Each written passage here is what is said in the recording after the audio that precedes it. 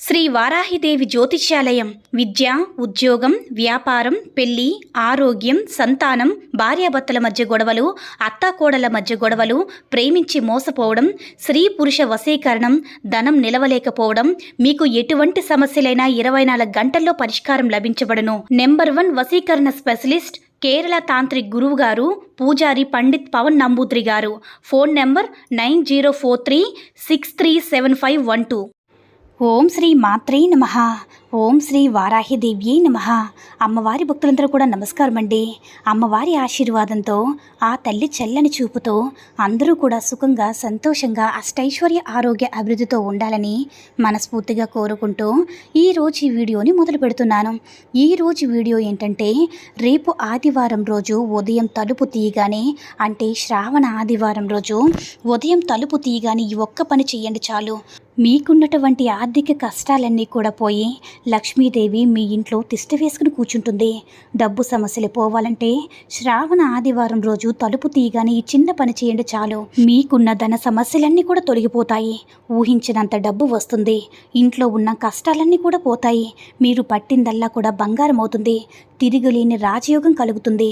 చాలామంది తీవ్రంగా ధన సమస్యలతో బాధపడుతూ ఉంటారు. అంటే అప్పులు కావచ్చు, ధనం రాకపోవడం కావచ్చు, సంపాదన లేకపోవచ్చు, ఇలా ఏదైనా సరే రకరకాల ధన సమస్యలతో బాధపడుతూ ఉంటారు.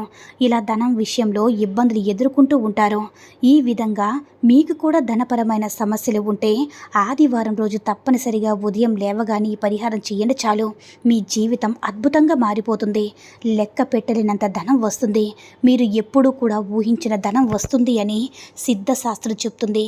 మరి ఇంతకీ ఆదివారం ఉదయం లేవగానే ఏం చేస్తే ధన సమస్యలు పోతాయన్న విషయాన్ని ఇప్పుడు మనం ఈ వీడియోలో వివరంగా తెలుసుకుందాము.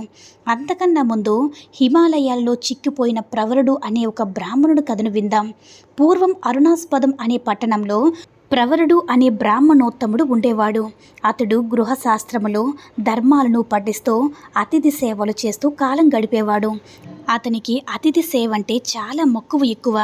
దేవతార్చన, మాతాపితృ సేవ ఇవన్నీ కూడా చేసుకుని, అంటే నియమం తప్పకుండా ఎంతో శ్రద్ధగా చేయడంతో అతడికి ఎక్కడికి వెళ్ళడానికి కుదిరేది కాదు. భార్య పిల్లల్ని చూసుకోవడం, చెట్లను, పశుపక్షాలను పోషించడం, ఒకదాని తర్వాత ఒకటి చేస్తూ ఉండడంతో అతనికి ఎంత ప్రయత్నించినా సరే తీర్థయాత్రలకు వెళ్ళలేకపోయేవాడు. తీర్థయాత్రలు ఎవరైనా చేసి వచ్చారని తెలియగానే వారిని ఆహ్వానించి ఆతిథ్యం ఇచ్చి యాత్ర విశేషాలు తెలుసుకుంటూ ఉండేవాడు. ఒకరోజు తీర్థయాత్రలు చేసిన సిద్ధుడు అని ఒక అతను అతని దగ్గరికి వచ్చాడు.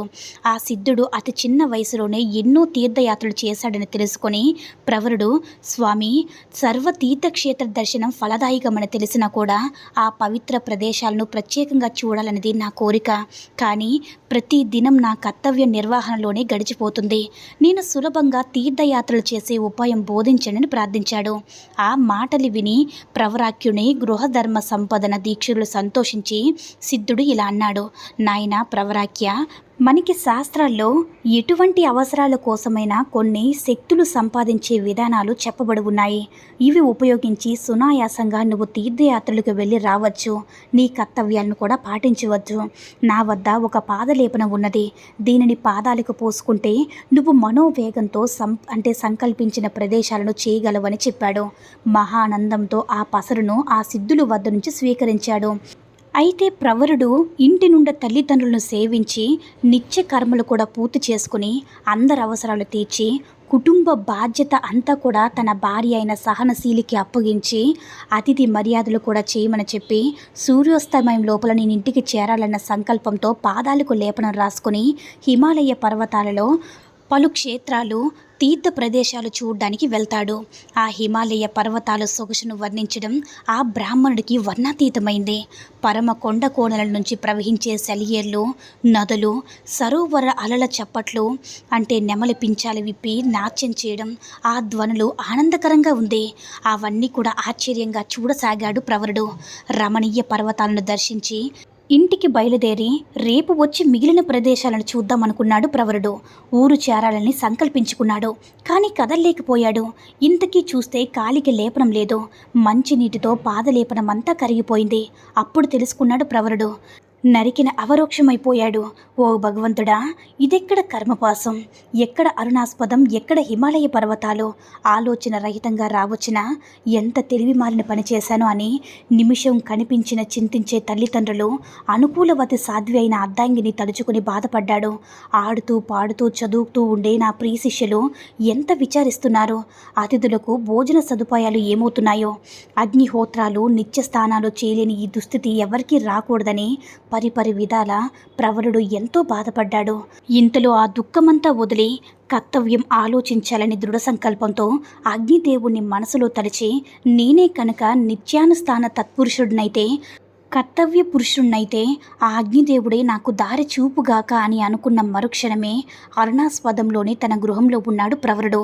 కర్మసాక్షి అయిన భగవంతుడికి నమస్కరించి అనుష్ఠానాలు చేసుకుని ఇంటిల్లిపాదని ఆనందపరిచాడు ప్రవరుడు.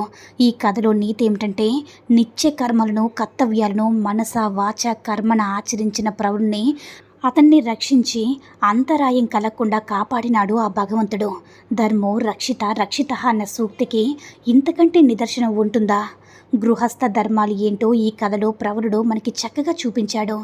దేవతార్చన, మాతాపితృ సేవ, అతిథి సేవ, పశుపక్షాదుల సేవ, వృక్షంలో కాపాడడం, శాస్త్ర పురాణ పఠనం విడవకుండా చేసి ఋషులకు కృతజ్ఞత చూపించడం ముఖ్య కర్తవ్యాలను చూపించినాడు ప్రవరుడు. మనో నిగ్రహం అసామాన్యం. అయితే ఇక వీడియోలోకి వస్తే, ఆదివారం అనేది, శ్రావణ ఆదివారం అనేది ఎంతో పవిత్రమైనటువంటిది. సూర్యదేవునికి ఎంతో ఇష్టమైన రోజు. ఎవరైతే ధన సమస్యలతో బాధపడుతూ ఉన్నారో వారు ఆదివారం రోజు ఉదయం లేచి తలుపు తీయగానే ముందైతే సూర్యుని చేసి ఒక నమస్కారం చేసుకోండి. తర్వాత 4 ఎండి మిరపకాయలు తీసుకొని ఎడమ చేతిలో 2 మిరపకాయలు, కుడి చేతిలో 2 మిరపకాయలు పట్టుకొని వాటిపై కొంచెం కల్లుప్పు కూడా వేసి మెయిన్ డోర్ బయటకు వచ్చేయండి. ముందు మెయిన్ డోర్కి దిష్టి తీసినట్లుగా 7 సార్లు అపసవ్య దిశలో, 7 సార్లు సవ్య దిశలో తిప్పండి.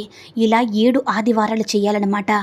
ఇలా మీరు ఇంటి మెయిన్ డోర్కి తిప్పిన తర్వాత మీరు ఎవరు తొక్కని ప్రదేశంలో ఈ మిరపకాయలు కల్లుప్పు అనేవి వేసి కాళ్ళు చేతులు శుభ్రంగా కడుక్కొని ఇంటికి వచ్చేయండి.